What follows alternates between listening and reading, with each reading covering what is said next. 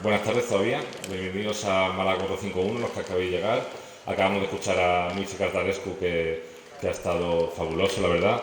Y viene hoy, ahora mismo, una de las invitadas más especiales de esta edición, que es Emil Ferris, autora de Lo que más me gusta son los monstruos, una obra de arte de la novela gráfica, un trabajo terapéutico y emocionante.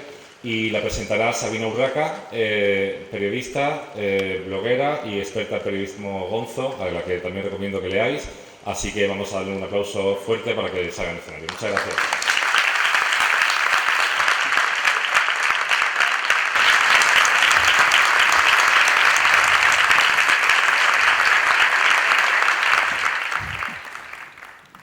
Hola, buenas tardes. Bueno, antes de empezar me gustaría saludar a Emil Ferris, que ya la he saludado en el hotel, hemos hablado y nos hemos vuelto a saludar muchas veces, pero la saludo de nuevo. Decirle que es un honor poderle hacer esta entrevista en directo y, como no, agradecer a la Noche de los Libros de Málaga y a la Térmica esta maravillosa invitación. También debemos todos dar las gracias, creo, a Reservoir Books por haber editado y publicado este libro en España, porque en realidad, atendiendo al proceso de creación del libro y a las dificultades que se han encontrado para su publicación, que tengamos ahora mismo el libro aquí, que podamos leerlo, es algo que casi roza el milagro. ¿Qué se puede decir de lo que más me gusta son los monstruos que no se haya dicho ya?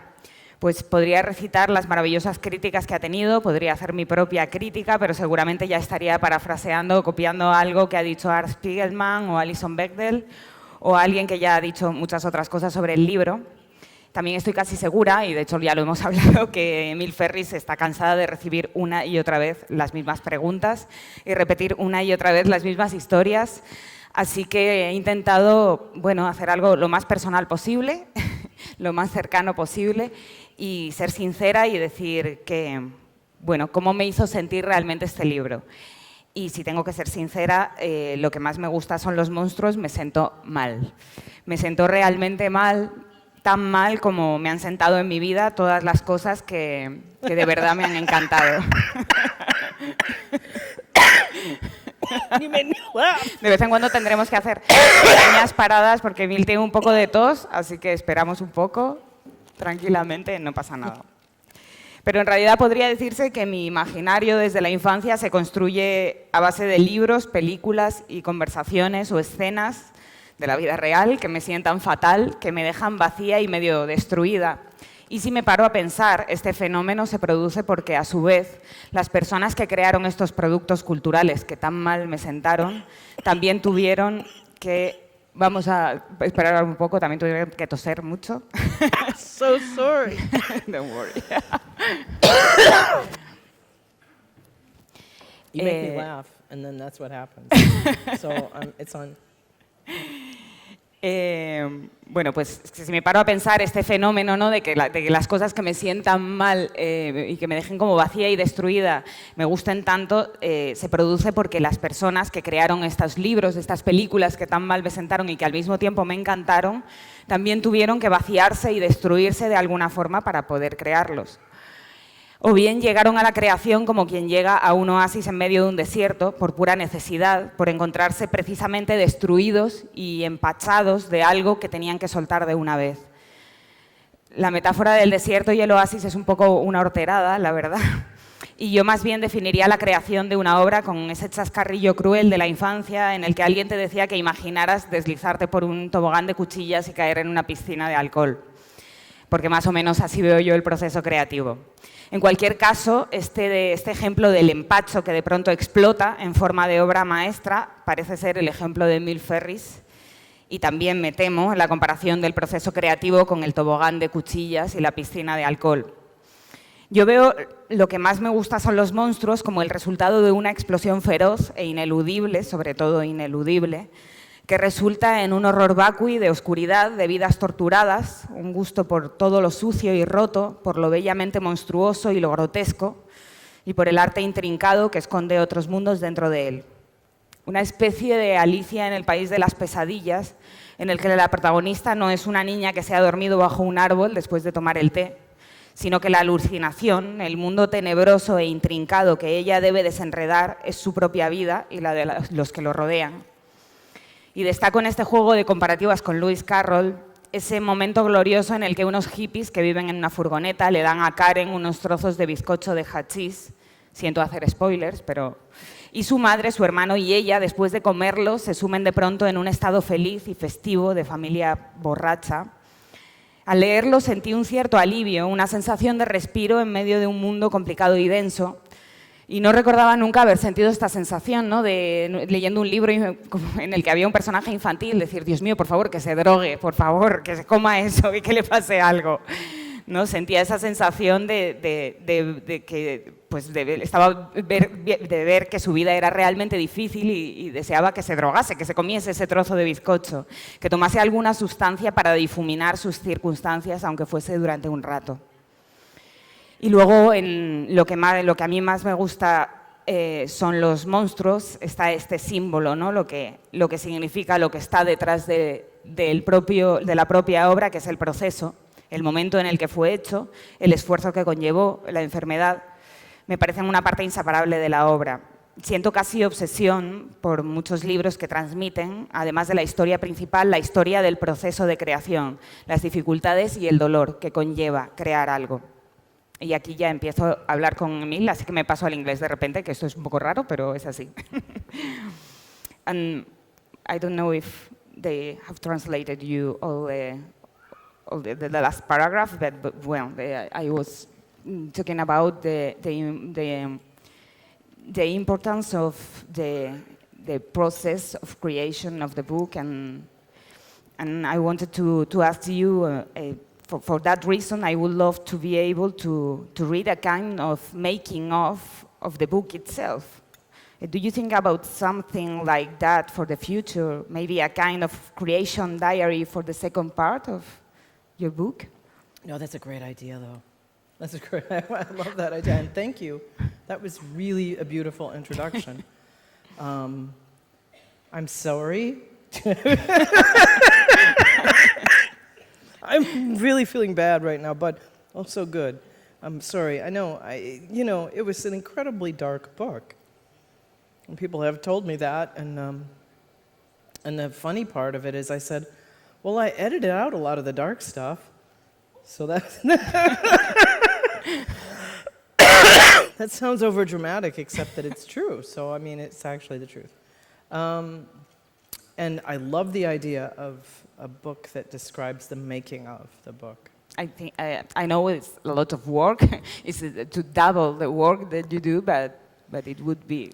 I think it's really a great great idea, because you know how you find like something on the street that's cool and it changes everything? Well, there's been a lot of those moments where I've found something on the street and I'm like, this changes everything.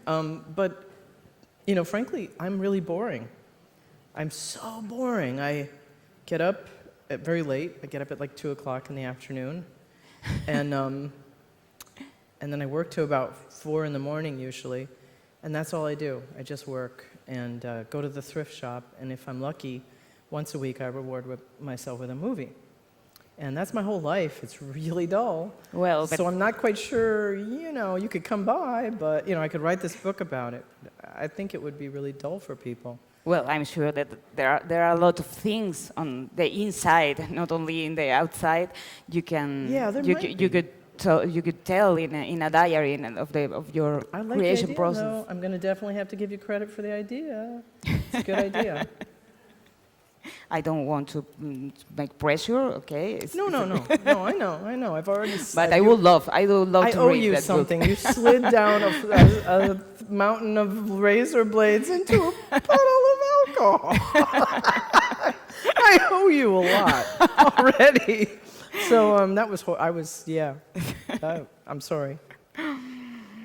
Well, I admire a lot the answer you have given so many times when you are asked about what percentage of reality is in Karen's story. I have read you also say none of this happened, but the story is true. Yeah. Not only I admire this expression, but I believe that I will copy it whenever I am asked the same about my stories in an interview. I'm going to copy that expression because it's perfect. None of this happened, but the story is true. At some point in your life, have you tried to create absolute fiction? Do you find any interest in absolute fiction? Oh, yeah, definitely. Am I still connected? Did I screw it all up? I don't think so. I think Yeah. I did. Sorry. I'm so surprised I didn't spill that water all over my lap, because that's the kind of stuff I do in front of a whole bunch of people. And these chairs are like arranged for me to feel like I'm in a zoo, and I'm this creature that's in the zoo. But it's good. Hi. I'm sorry already. What was the question? I'm sorry. I don't remember. If at some point in your life, have you tried to create absolute fiction, forgetting about hell yeah. yourself? Yeah. Oh, yeah. And I'm sorry, I'm sweating and I'm sick. I have this like flu thing. So I'm sorry about that too, because I'm going to call off. Like, I slept all day so I could come and be with you, because I just thought, well, you know, I came all the way here and they're going to come, and, you know, and thank you, really. I got to tell you something. I know I'm going off script here for a second, but I know I'll do this again. But thank you so much for reading this big damn book. It was such a big damn book, wasn't it? You could hurt somebody with this book, and you may have had the opportunity to use it as, like, to stop it at Home Intruder. But it's such a big book, and you read it from I'm hoping you read the whole thing. And thank you for this. Thank you for coming. It's a big honor to me. I didn't write this book and think anybody was going to show up. I thought maybe 1,000 people would read it, and I would consider that a big success. So you can imagine how surprised I am. And the question is, again, I'm sorry. I know. Maybe you don't want to answer no, this question. No, I want to answer it. I just do this anyway. My question is, if at some point in your life, have you tried to create pure absolute fiction? Oh, yeah, because, you know, that's like the candy of writing, pure fiction, right? It's like just eating a whole cake. Not that I generally do that, I mean, but I mean, it's just so good, you know, because it's like a complete escape from your life. Yeah. But the problem is, it never really works that way. Yeah. Doesn't it? It's just like the you creeps in, because all of a sudden there's this character who just admitted she ate a whole cake. And she's on, I mean, you're like, wait, that's me. That's me. You know what I'm saying? So you find yourself in there sometimes, even when there's just dogs or bats, or it's a story about monsters or ghosts. I wrote a story that I really enjoyed, and it was about, there was this, well, if I tell you all about it, I wrote a story about a saint and her remains. Because every day when I would go to school, my school is connected to the museum, I would see the saint's remains. And so I was inspired to write a story about her, and of course, she became me. She started out as her, and yeah, I love fiction, but it doesn't stay fiction. Right? Do you find this? Sabina, is that your experience? Yeah, for me, I think it could be like a really good feeling of freedom to be able to write something completely fictional, but as you said, it's kind of impossible because it's always me. Right, it's always us. It's terrible. Maybe it's an egocentrical problem we have, but I don't know. Yeah, but everybody seems to like it. You know, so that's good. Yeah, and I am a teacher, as you in writing workshops, and it's strange, but because generally when someone is trying to do complete fiction, it doesn't work. I don't know why. Well, there's a lot of writers that they know how to do, but I don't know. In the workshops, it doesn't work. That's very interesting. Yeah. It's much more interesting when someone is talking about himself or herself. Yeah. Well, we love secrets, don't we? Yeah, we love secrets and gossip. Like I'm not. Yeah. I'm just. I mean, I'll overhear somebody on the train, and you know the tone of voice when somebody's telling somebody something that they don't want anybody to hear, and you know how you're like. Yeah, it's that. Yeah. Well, okay, I am. I don't know. You're probably much nicer than I am. But I'm a crow, you know, like all writers are crows. We're like, oh, look at that shiny thing down there, you know? Well, my next question is about envy.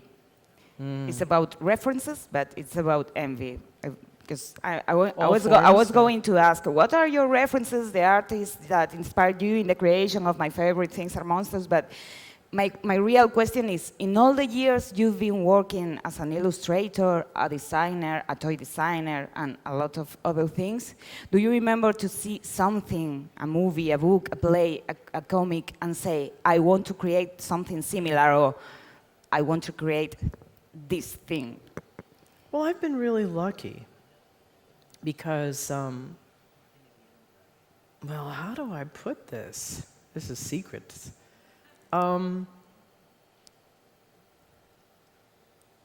I grew up in a family of artists, and sometimes there was competition. And my experience of that wasn't that it was a good thing. It didn't make anybody bigger. It didn't make anyone, me or anyone else, didn't get better because of that. They didn't. And then somebody said something really beautiful to me.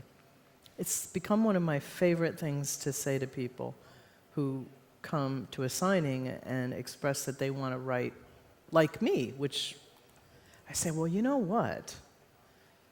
You were sent here for a reason. You have a mission here, and you only have to do your work. That's all you have to do, is tell your stories. It's really hard. It's not like all you have to do. I mean, it's a big, giant thing. But it frees you from feeling like, well, they're so good. If only I mean, you can't do that. That's just looking outside yourself. Look inside yourself and know that the only person whose stories you have to tell, you're really compelled to tell, are your own. So I see beautiful things all the time, and I love them. But I eat them. I have a habit of eating them. And now, I don't mean that I steal them, but I mean the dynamic energy inside of them. I try to just like chew on it and figure out why I love the flavor so much. Kind of like you would if you were in a restaurant and you want to go home and combine some of those flavors yourself. And so it might not be, when I read this book, I'm not saying, oh, I want to make a story about a girl with a dragon tattoo.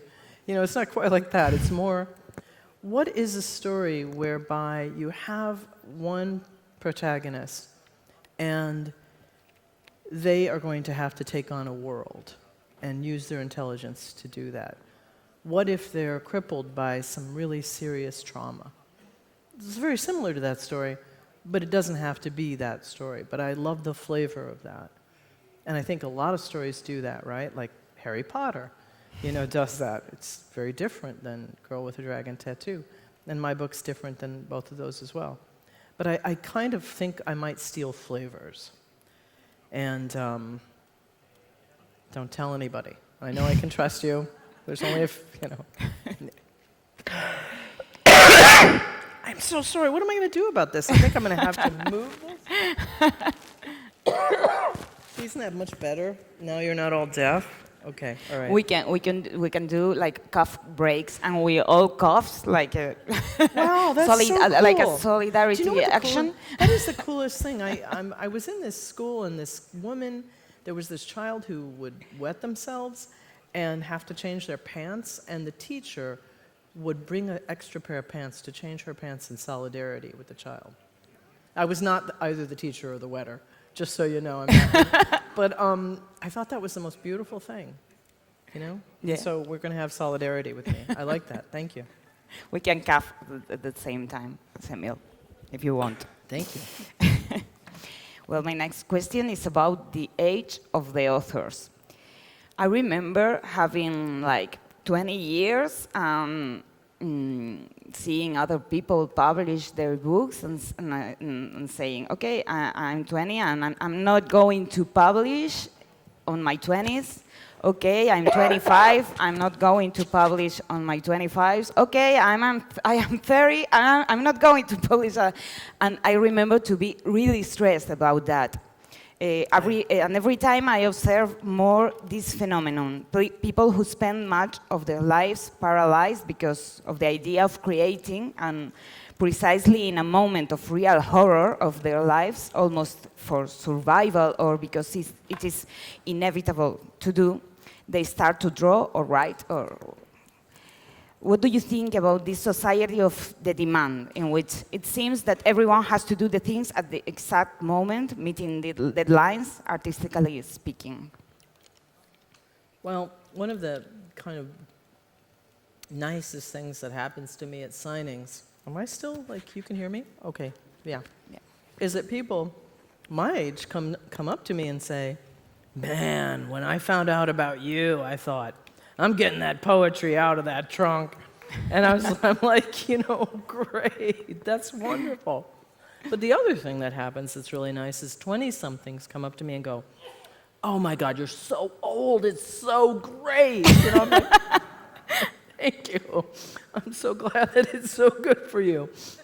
But it is so good for them because the pressure's off. You know, this pressure that's just too much. I think artists put themselves under too much pressure, as it is, and the society's not, you know, well, I'm not sure how it is here for you, but I can tell you in the US, it's not the land of artists, where every artist is just embraced with a big old hug. It's much hard. I don't know if it's harder than here, but it's hard to live. And so what I love is that people see my story and they think, okay, I've got time. Yeah. And yeah, you do. You have time. Just decide you have time. You know, don't put pressure on yourself, because here's the problem with writers. We're neurotics, right? And why are we neurotics? It's because we can imagine everything happening all the time, right? I get on a plane and I can completely imagine in 1 hour I'm going to be screaming, we're going down. You know what I mean? Like, I can completely imagine that moment. Anyway, point is, imagine yourself living a really long time. You know, take charge of your imagination. I have to do it all the time because I am a neurotic. There's somebody in the audience that knows just how true that is. But just take charge of it. Believe that you're going to live to get your book done, or your paintings painted, or that charity started, or whatever it is your dream is. Just believe. You know, just totally say, imagine it every day. And how did you think your book would be if you had written it and drawn it at 20s?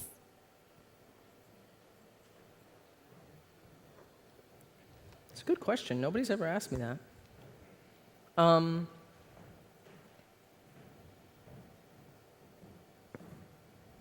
I think it would have been a story about, like, the greatest vampire who ever lived or something. You know what I mean? Like, it would have been pretty shitty, probably. Like a pulp novel? Yeah, probably. There would have been porn in it, you know. But I mean, not just like porn, but like gratuitous porn.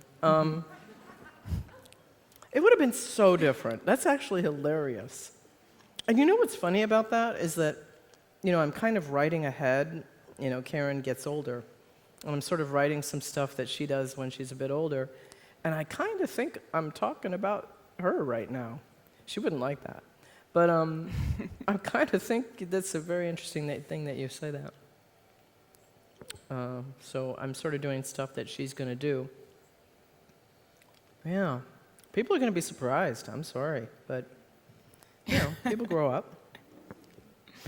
Do you think a great accumulation of good and bad experiences or suffering is necessary in order to do something like that, something like your book? I'm sorry. Say that again?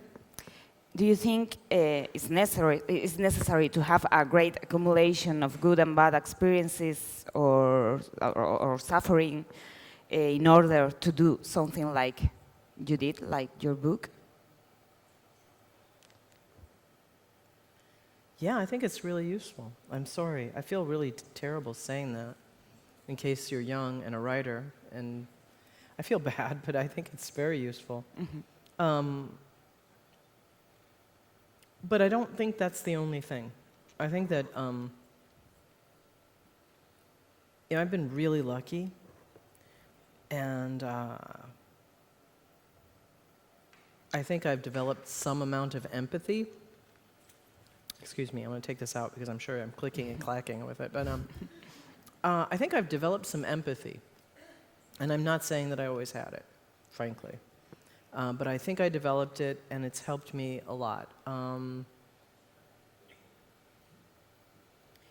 Yeah, and I think that seeing that we come into this world, and it is so difficult to make that choice, to be here. And I think we really do make the choice to take our lives. I mean, I don't mean take our lives like kill ourselves. I mean, I had to clarify there. I just had this vision a while back that we actually choose our lives. We look over them as these little beings of energy and light, and we kind of go, okay, I'll take that one. And then we do it. And so that gave me a lot of courage, because I thought, well, I'm in this wheelchair, and that's shitty. And I have a 6-year-old kid, and my hand's paralyzed, and I'm sick all the time. And this is bad, but I think I chose this. And that means I was strong enough. If I chose this, I was strong enough to do it. Yeah, my next question is about this thing. It's a tough question. I asked you this question out of pure personal curiosity. As I said you before in the bar, I have a chronic illness, and I observed how it affects to my creations, to my literature, to my way of feeling things in life. And it's strange, because you know more than anyone. It's terrible to be sick, but sometimes it surprised me thinking in this illness as something necessary. And maybe like you, I feel that without this illness, I have never written my book. And I suppose that it is like an inevitable, resilient response, but sometimes I feel it like a kind of... Sorry. Yeah, Back don't with worry. you. But sometimes I feel it like a kind of a destiny sign. What do you think about that? I think it's a complicated question, because obviously being ill is fucking shit.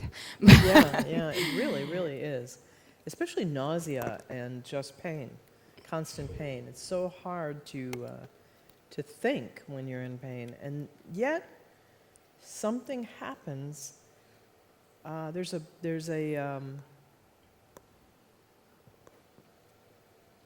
I don't know, I think it's, there's almost a divine dispensation to you, so that you can sort of stop.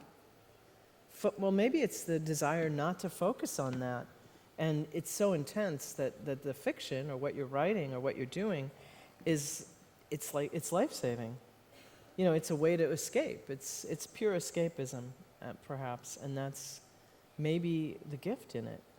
I think you're right. I don't know if I had not become ill, I'm not sure this book would exist. I think that is absolutely true. I'm not a big fan of St. Paul. He says a lot of things that I find really atrocious, frankly. And I've read the Bible, but the one thing he says that I really like is that he calls it the thorn in his side, or the thorn in his flesh. And I always think about that. I always think about he says that it makes him humble. Well, I'm thinking, because some of the stuff he did early on, he needed humility. But yeah, I very much believe in that thorn, that we can do things anyway. And we should do them, but there's a danger in this that I find. I don't want to be somebody who says, hey, come on, you can overcome. You know what I mean? That person really, let's just get them out of here. You know what I mean? I don't want to be that person, because nobody should be shamed if they can't do things because they're ill. Do you know what I mean? Like, I don't want to do that either. So, because it takes a lot. And if you're supporting somebody who is ill or an elderly parent or anyone, you're a hero. You are just, like, nobody knows it. Nobody knows how wonderful you are, but you're wonderful. And I hope you know. I completely agree about that message. This is also personal curiosity, but I'm always interested in the previous jobs of the authors that I admire. I think it's necessary to vindicate the previous life and all the things we had to do for eating. Oh, hell. And I would love you to tell us all that I'm not going jobs. to tell you all of them. Some of them. I'm sorry. I'm only going to tell you a few. But some I will tell you. I waitressed very young. I started waitressing. My best waitressing job, the one that I'm going to probably write about, I left home at 16. And it's a long story. But I kind of looked Greek. And so I went into a Greek restaurant and told them I was Greek. And that's how I got the job. And yeah, that was fun. Because then they all spoke Greek to me, and I had no idea what they were saying, which was really stupid. But then the head of the Greek mafia spoke Greek to me and gave me his order. That was like the best, because of course I couldn't. I just went and I just ordered something, and it was great because I brought it back to his table, and he said, "You are just like my mother and my sisters. You bring me what I need and not what I want." And I was like, anyway, yeah, I did that, and I cleaned houses. I cleaned rich people's houses, very super rich people.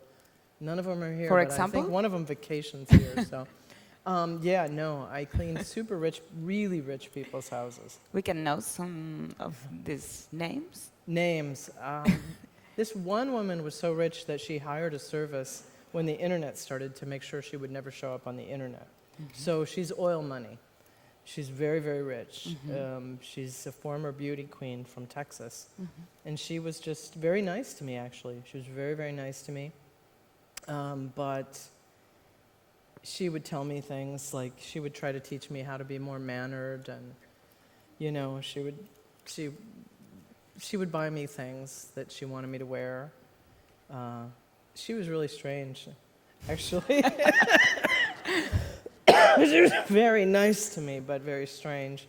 And I would, while I was cleaning her house, I would sort of slowly fall into a Texas accent with her so that we were talking like this together.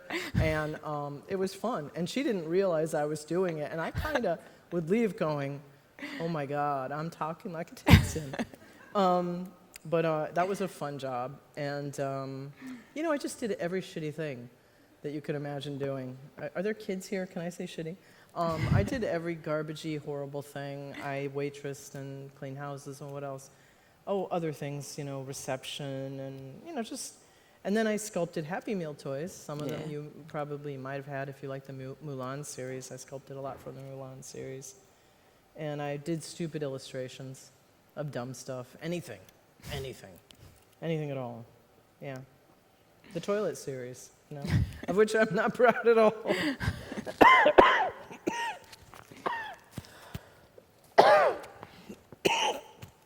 Nobody coughed. Anyway. Thank you.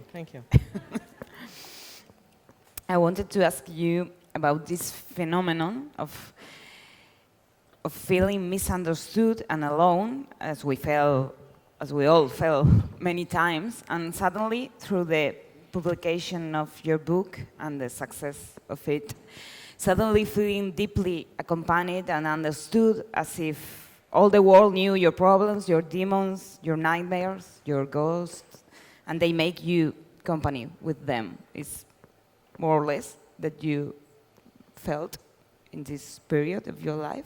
When I was a kid? No, now. Now? Well, now, there's something strange. For me, it's different because I'm not as famous as you, obviously. But I felt something strange when I published my book.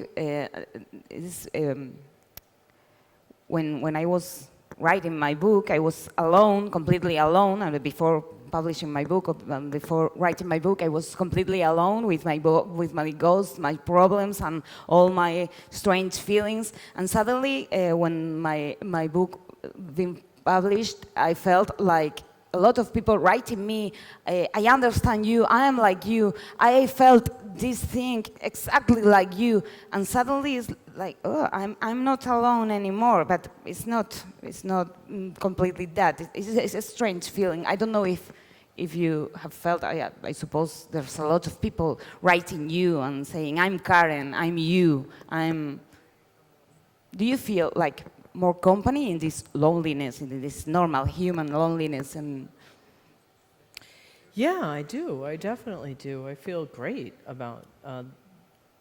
I didn't, it was a weird book. I mean, it was weird. I mean, this is a kid who loves monsters, and then all of a sudden, people just told me, yeah, I was a kid who loved monsters. And I thought, where were you when I was so lonely? I would have loved to know somebody like you. And then I realized that's what they're feeling too when they read the book. They're feeling, God, I would have loved to have known Karen. We could have talked monsters. We could have hung out. And I think, oh, wow, we're still monsters. I mean, we're still monsters. This is great. I've met a lot of monsters now. And I love it. I'm grateful. I'm not alone. Do you think your book could or should be read by children or teenagers? Because part of me says, no, it's too tough, it's too dark, but another part of me screams that this book would have helped me a lot when I was a little girl, when I myself felt like an isolated monster or I wanted to be a monster. When I was making it, I thought there will be some kid who's 12 years old in West Virginia and knows he's gay. And his evangelical Christian parents are not going to accept that. But he's going to read this book and think, I'm okay. I'm still a great person. There's nothing different about me. I'm just love who I love. And I can survive what's going to come about if I tell the truth about who I am. And I was hoping that that kid would read the book. And then I found out that 100,000 of those kids read the book all over the world. And they weren't just, gay or lesbian. They were also,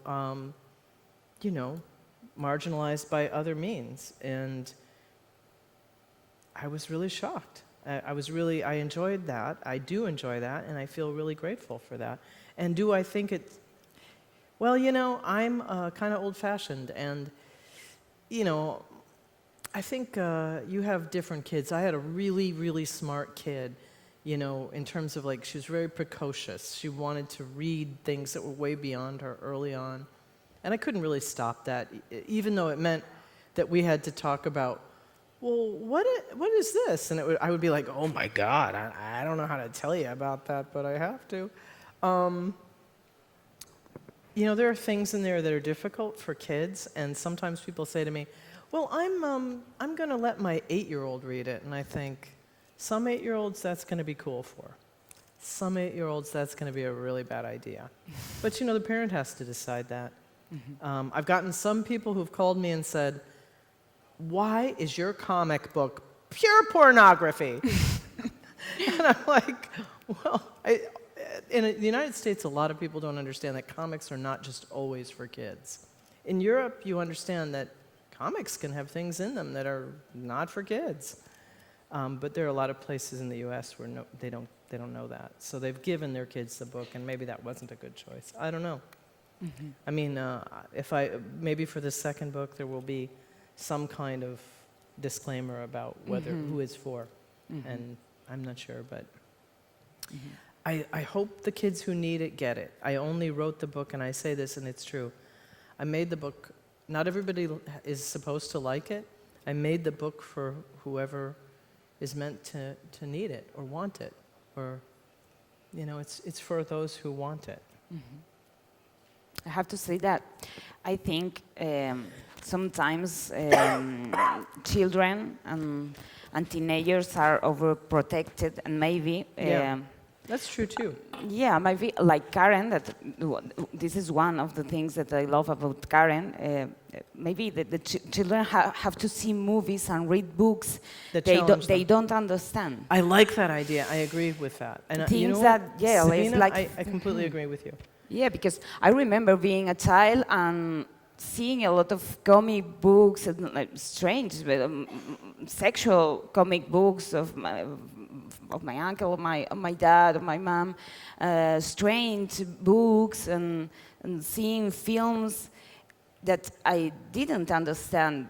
Did you have this book? And they perturbate me. Yeah, they sometimes do help you. in a bad, in a bad way. But I think Karen's intelligence and depth of thought lie precisely in the number of books and situations that surpass her.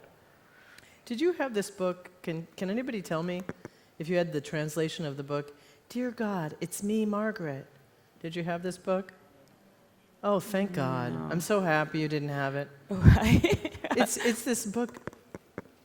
It's horrible. I'm sorry. I shouldn't say that because the author is alive, and it's good if that's the kind of book you like, but for me, I found it horrible when I was a kid because it didn't talk about anything that mattered to me.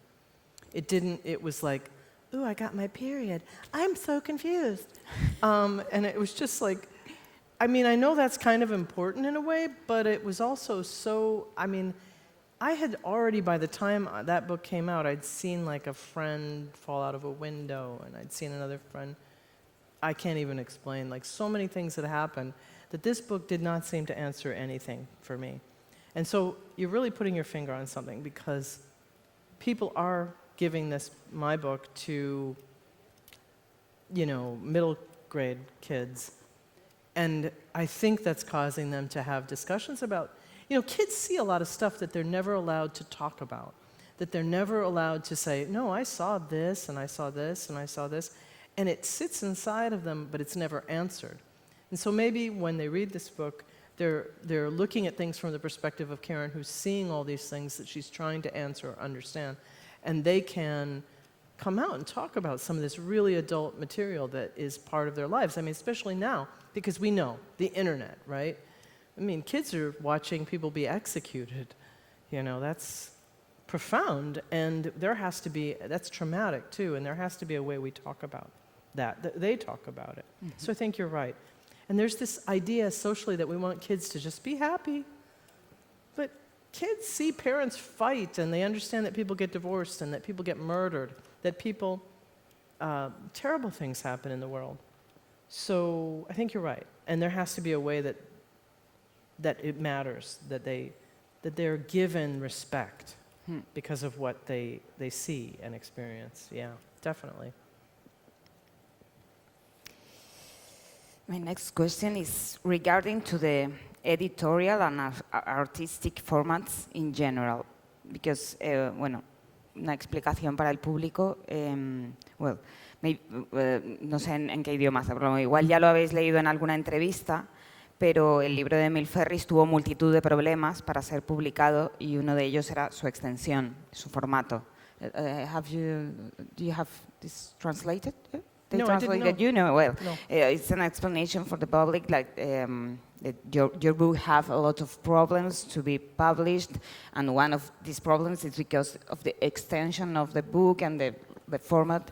And I wanted you to ask do you think that artists' minds nowadays are inevitably structured according to the formats that we are accustomed to see in the market? Well, I do. I think there's a problem with that. And I think, you know, my book was rejected by 48 of the 50 publishers who looked at it. The first 48 said no. And they had nice things to say after saying no, but they still said no, we won't publish it. So what does that tell us? I mean, I think that says that maybe there needs to be another category. You know, things I like that I can't figure out what they are. You know what I mean? Like, I mean, I'm not sure what you call that, wild card, something, because the main opposition to the book with them was, we don't know how to classify this. Is this a horror story? Is it detective? Is it a coming of age? Is it a Holocaust story? Or, you know, I mean, so they didn't have like one way. And I think you're right. And it's dangerous to say to yourself, you know, big giant monster, I want you to fit into this tiny little vial. You know, as a writer or a creative person, it's better for you to just manifest your full, horrible, fangy, furry, horned wordiness. And I know you understand that.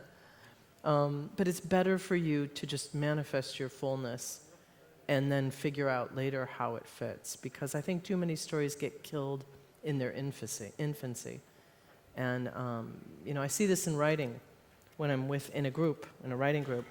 And people just don't move forward with a story that doesn't seem to fit into a box. And that's a shame, because all the best things don't fit into a box, right? You know? Yeah, for me. And some good things fit in a box. Yeah. Like, I love mysteries. I love them. But yeah, but sometimes formats are too tight for me. I don't know. It's like, what's your novel? Your novel is a feminist novel. It's not a feminist novel. Yeah, it could be feminist, but it's not a novel. But I don't know. It's a tale book. No, it's not a tale book. I don't know. It's a thing. If you want to read it, read it. It's like, yeah, for me, it's very strange. I don't like to define the things that I like or I recommend or I write. These are my last questions, are more normal questions that you answer a lot of times, I'm sure. Regarding to the second part of your book, what is going to happen to Karen? Could you advance some highlight of your next book? First of all, I'm sorry. I left you hanging, and that was wrong. But I did it for a reason. And it's nothing to do with you. It's all my fault. I feel like I'm breaking up with you. You know what I'm kidding. I'm not, I hope. I hope you're going to keep reading my books. Karen's going to grow up some. And that's going to be hard because the book is going to grow up and she is as well. But you've been a good bunch of readers, and nothing that's happened that's postponed the second book has been your fault. I feel like I'm having that conversation like your dad and I are getting divorced. And, but it's kind of like that. Things happen. When you publish a book and becomes very successful, a lot of really strange things happen. And sometimes they aren't good things. So, all of that said, and that's very oblique, and it's meant to be. Karen's going to grow up quite a bit, and she's going to have a lot of experiences. She's had plenty already. You're going to find out some things. You're going to find out what happened to her family. And you're going to find out, you're going to meet some new characters who are both really good and really bad. Is that a shock?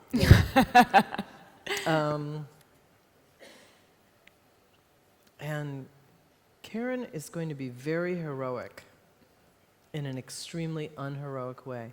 Very much not like Anka did, but in the same vein, she's going to be a hero. But it's not going to be in a nice way.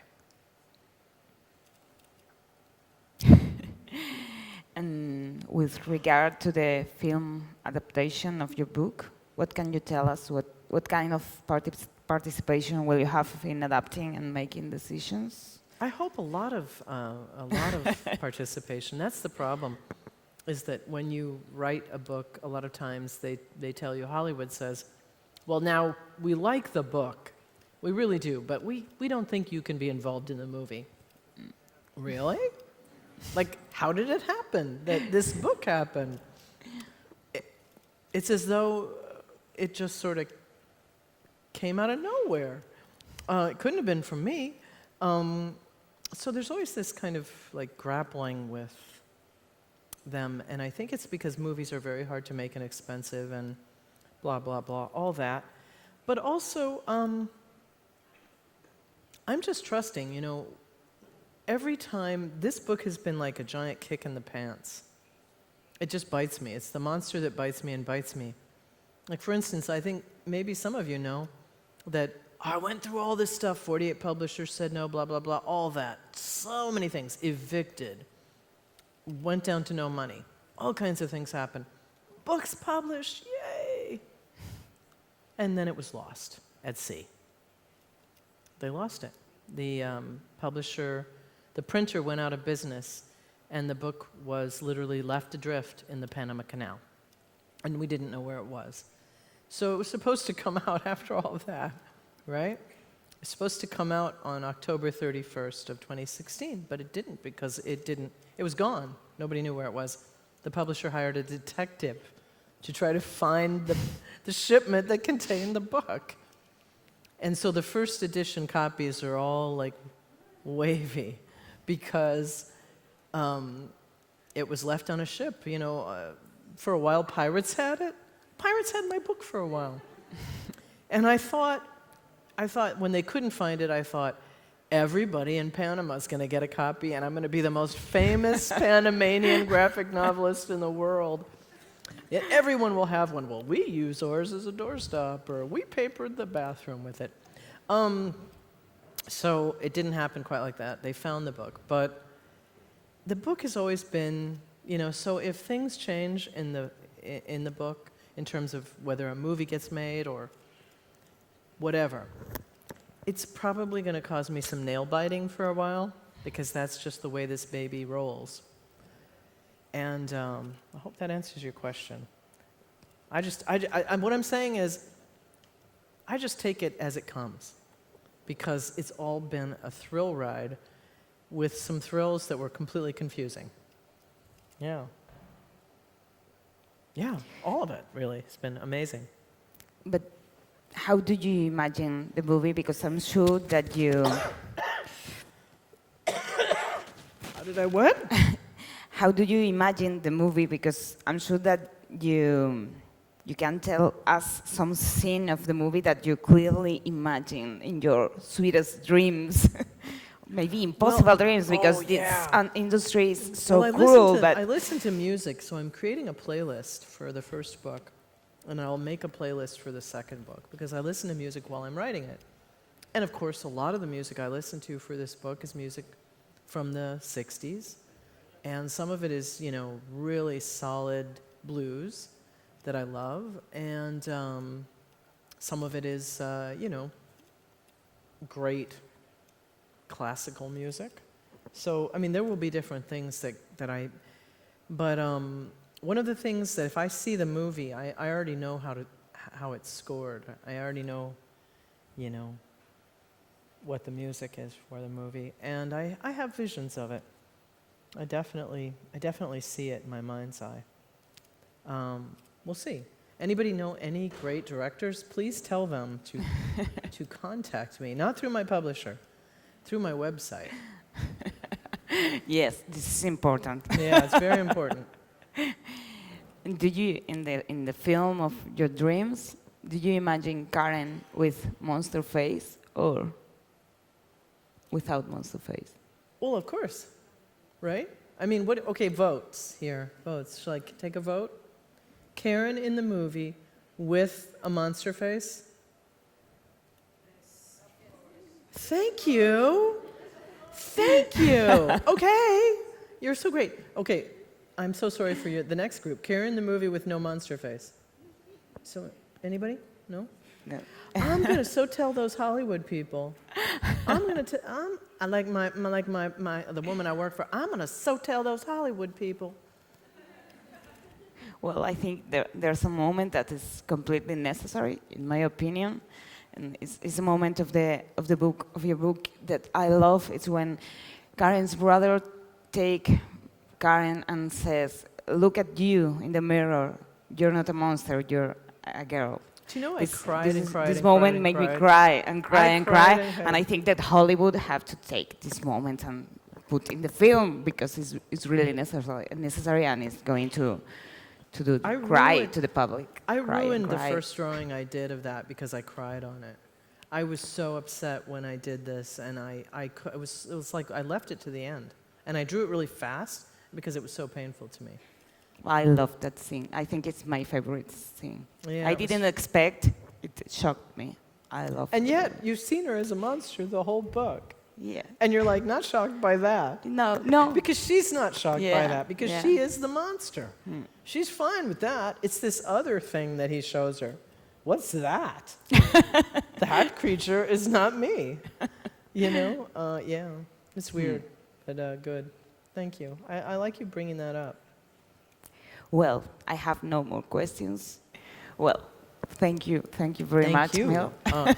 Can I just say, It's amazing. thank you so much. You guys have the best city. This is such a beautiful city.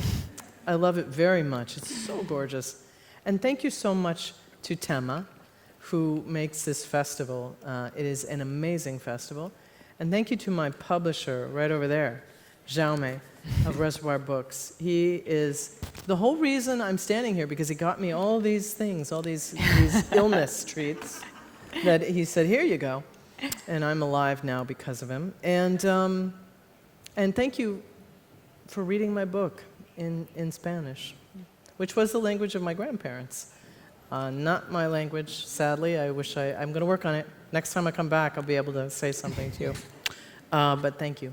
I really appreciate you. And this one, can you believe she's so good? Thank you, Sabina. Thank you. Thank you very much. Thank you.